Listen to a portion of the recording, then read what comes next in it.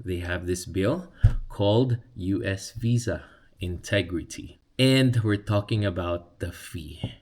Kasi pag mag-a-apply ka ng US Visa, magkakaroon ka ng additional $250 of Visa integrity fee. Ito yung additional fee if you want to apply for a non-immigrant visa.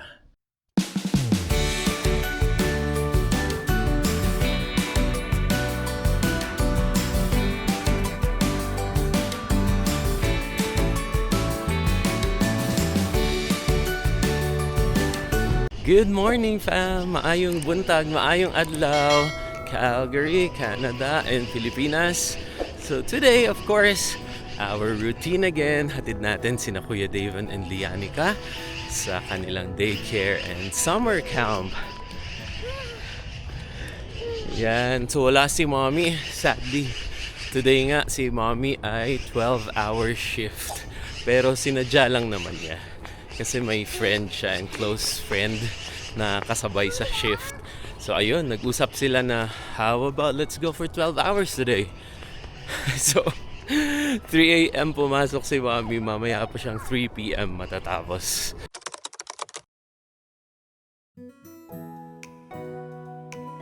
We are back. Nasundo na namin ang aming mga anak. Mag-pogi boy, oh! For tonight's dinner, sinurprise ako ni Mommy at bigla pala kaming magba-burger steak. So, nag-prepare na ako ng... Yan yung burger. Yan yung kailangan nating mga gamit. And isa-set up ko lang ang aming barbecue. Again, so it's around 5:30 na dito sa Calgary. And look at that weather. Perfect weather for outside barbecue. Ayan. Thank you, Lord, for the very good weather. And alam niyo yon, mainit siya na mainit, pero yung hangin medyo malamig. So it's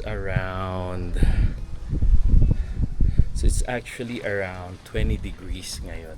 So pag kinumbined, medyo malamig siya sa pakiramdam pero mainit na mainit minsan. Okay, so prep lang natin ang ating ihawan again. And let's start our burger. Masarap pa naman to mag-gravy si Mommy ng burger steak niya.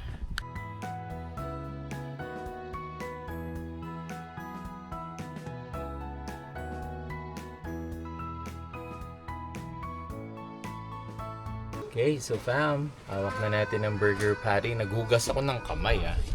Hawak na natin ang burger patty. So, medyo mainit ito, mainit na. Ooh, sizzling hot. Tama kaya siya dyan. Okay. Next.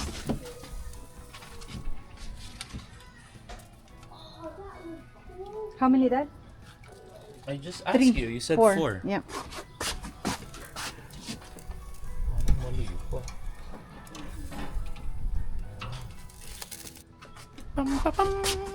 Last one. Okay, so dyan lang muna sila.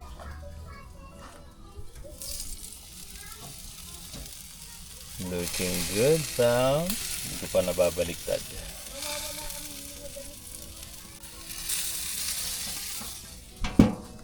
Let's go and baliktarin na natin.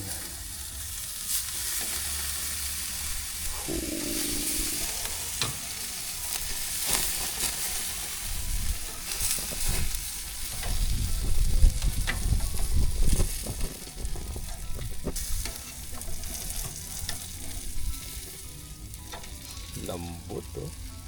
Lambot.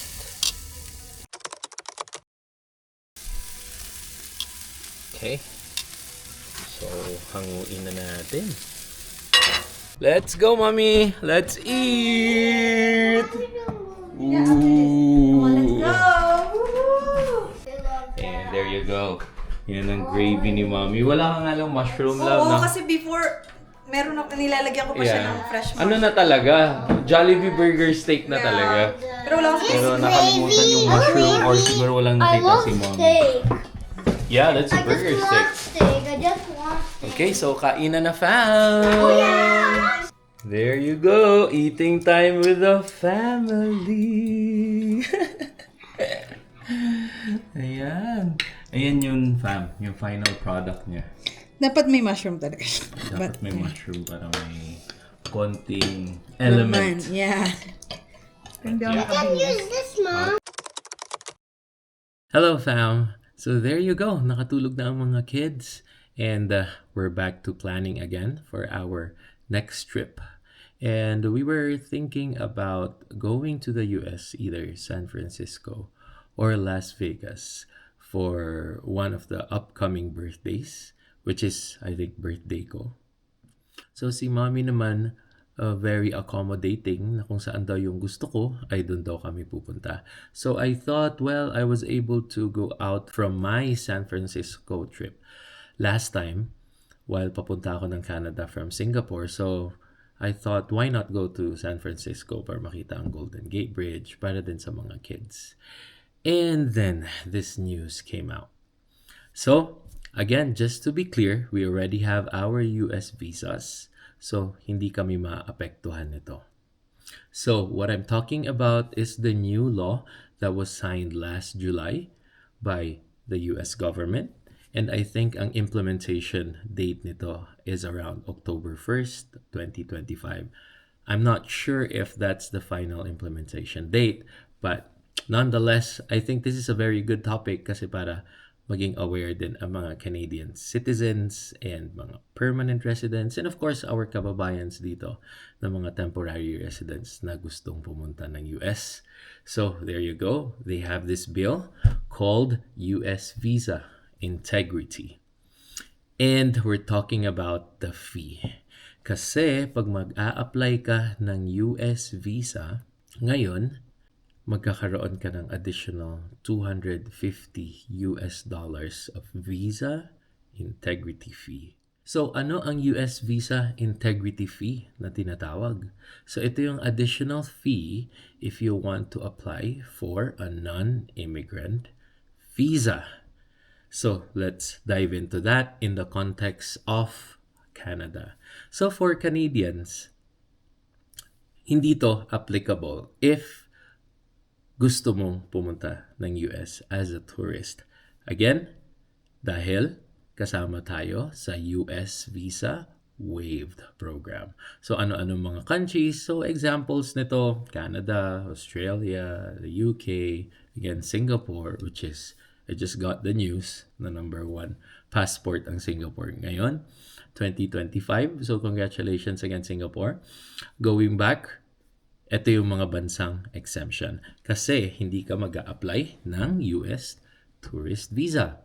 So for example, sa Pilipinas, if mag-a-apply ka pa lang ng US tourist visa, ay mag-a-apply ito sa'yo.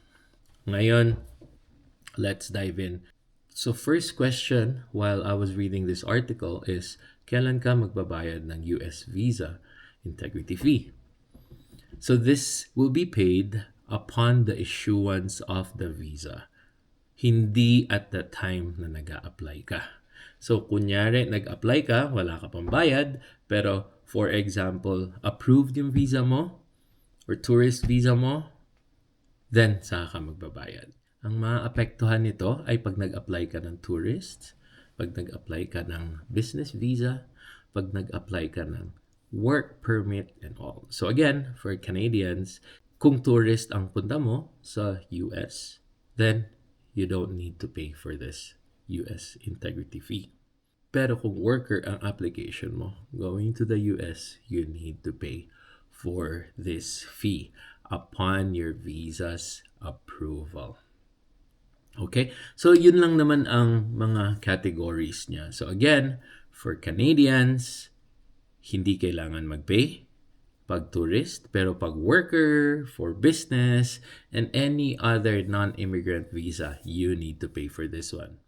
Of course, kung permanent resident ka, and meron ka ng US visa, you don't need to pay for this as well. Pero pag mag-a-apply ka pa lang ng US visa, since permanent resident ka lang ng Canada, and you still have the Philippine passport, you need to apply for this visa. Pag na-approve, maapektuhan ka.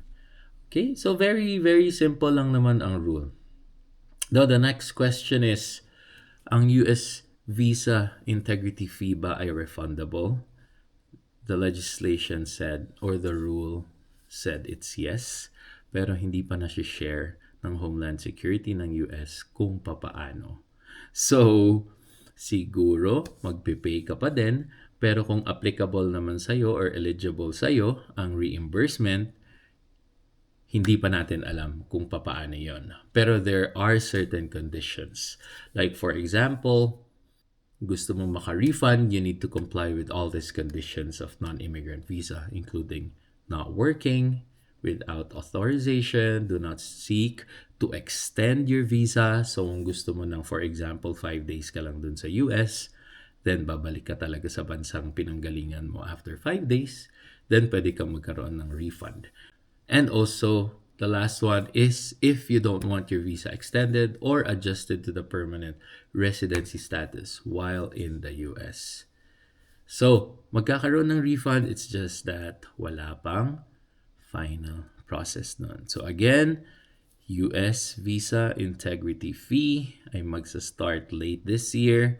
I think it would be around October or mid-October probably. So, maging aware tayo. Lalo na dun sa mga mag-a-apply pa lang ng US visa kasi kayo talaga ang maapektuhan. For Canadians, hindi kailangan if you're just visiting the US for tourist visa. Ngayon, ano naman ang epekto nito sa planning namin? Hindi kami affected since may US visas na kami, including ako, si Donna, mga bata, kasi ni-ready na talaga namin yon when we were in Singapore.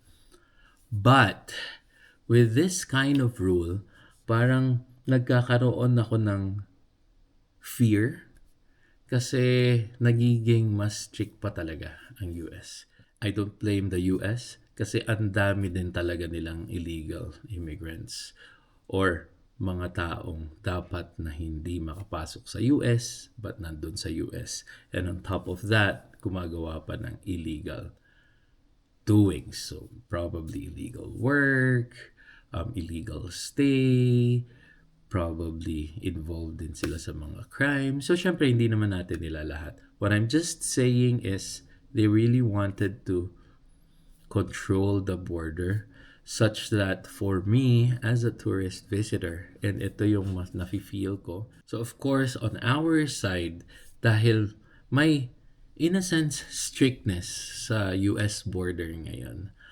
So sa mga ganitong rule, parang nagkakaroon ako ng discouragement to go to the US right now. Alam naman natin na nagiging strict sila, pero again, this kind of rule just adds a little bit more discouragement on our side.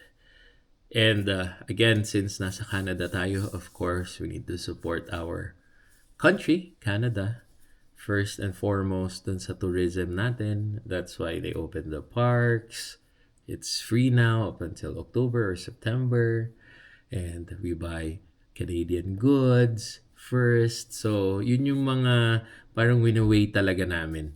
And addition na lang tong nag-isip kaming why not go to San Francisco or Las Vegas.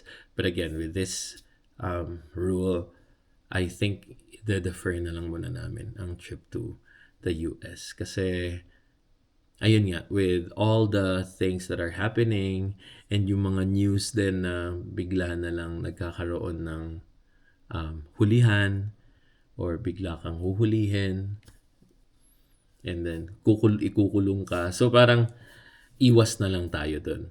So for my new kababayans there na temporary resident or nasa work permit and all, again, with my previous videos, and I have some friends then asking me, valid naman yung work visa ko and all.